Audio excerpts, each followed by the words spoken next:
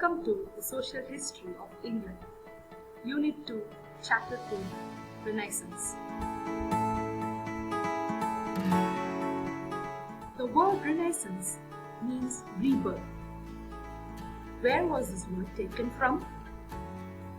Well, originally the word was coined by Giorgio Vasari in his book Lives of the Artists, and the word he used was Rinascita in Italian, which means rebirth.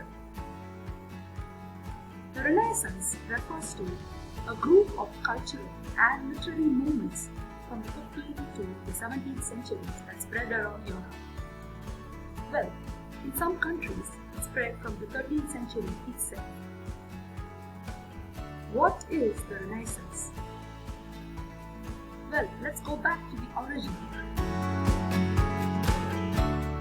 Constantinople was attacked by Arabian invaders in 1453.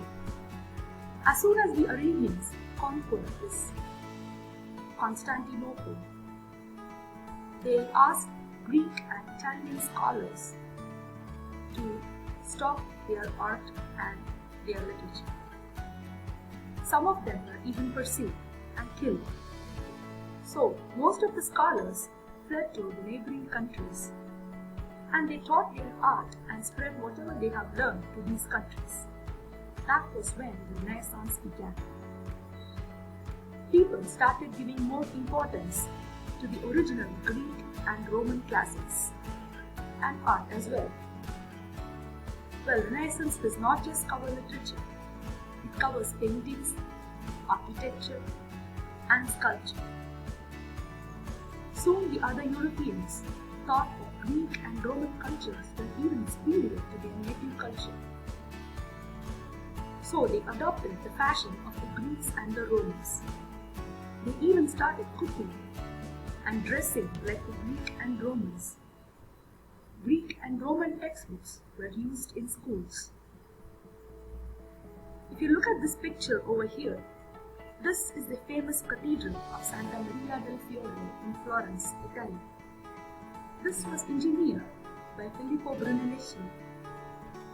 He followed the Renaissance structure, and this cathedral stands today as a perfect example of Renaissance architecture. What are the characteristics of Renaissance art, including literature? Point number 1. Accessibility of learning. In the previous era, called as the medieval period, only the priests and royalty could learn Greek and Latin. The common people were denied learning languages. But now, during the Renaissance, anyone could learn Greek or Latin, and most of the texts were available in English or in their native languages. So because of translations, common people started reading the ancient classics. Point number 2. Secularism. The medieval period forced people to write mostly about religion and morality. But during Renaissance, people realized the goodness of life.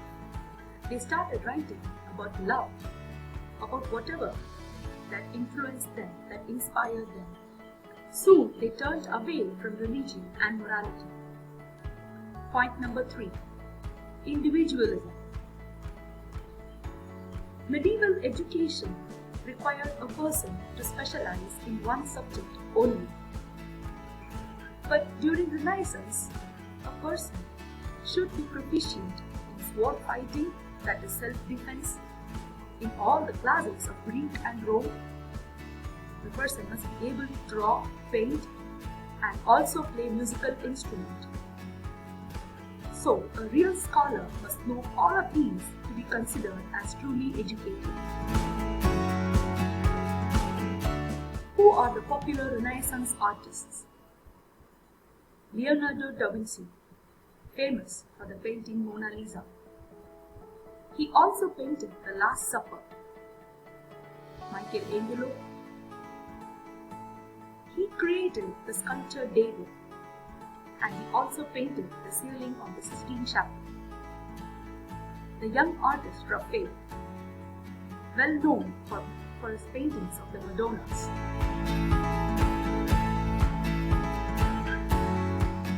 Most important to us are the Renaissance writers. These writers wrote in their native language instead of using Greek or Latin, and because of these, the texts were read by the common people. They were easily available, and nobody restricted the learning of these texts. Laymen, that is the common people, could learn all the classics which were previously reserved only for the high-class people. Dante Alighieri, the Italian poet. He wrote the Divine Comedy and he published it in 1307. The Divine Comedy is divided into 3 parts. Part 1, Inferno, is about hell. Part 2, Purgatorio, is about purgatory. And Part 3, Paradiso, is about heaven. Dante visits heaven, hell and purgatory and shares his experiences with the reader. Giovanni Boccaccio, known for writing Decameron. The Decameron was published in 1353 and it was written during the plague that was known as Black Death. In this poem, a group of characters were huddled in a church to escape the great disease. And to pass the time, they tell stories. The same pattern was copied by Chaucer in his Canterbury Tales. Niccolo Machiavelli, very popular for writing the prose The Prince in 1532 as an advice to political leaders.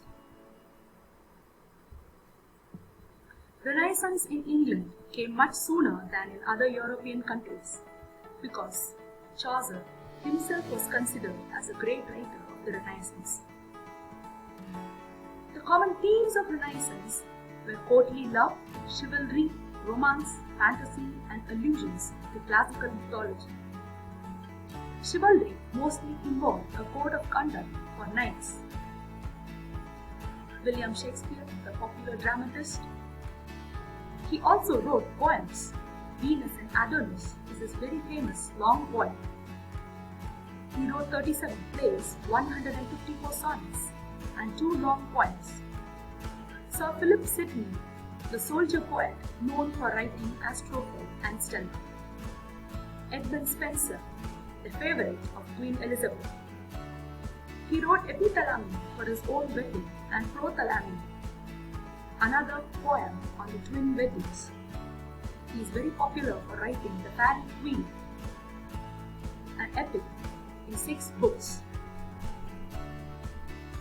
Since Renaissance is not just concerned with literature, let's look at some of the famous art examples of Renaissance. Mona Lisa by Leonardo da Vinci. Previously, in the medieval period, painting should be restricted only to literature or religion, and by literature it was restricted to literature about religion. But here, Leonardo da Vinci painted Mona Lisa, which was totally different. And not only that, Da Vinci was also a scientist. Moses, the sculpture by Michelangelo, and the School of Athens by Raphael are popular examples of Renaissance art. If you look at the School of Athens here, you can see the usage of different colors and how the people are huddled together over here in a discussion. All these are Renaissance features. You cannot find them in previous art.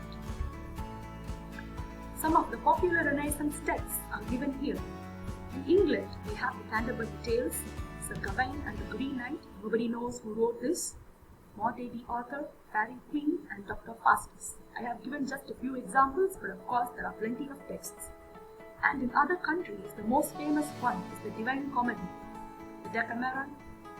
Even in China, we have the Renaissance as an example of the Romance of 3 Kingdoms by Luo Zhang. And we have some other texts here also. So, now you know a little bit about Renaissance. What do you think?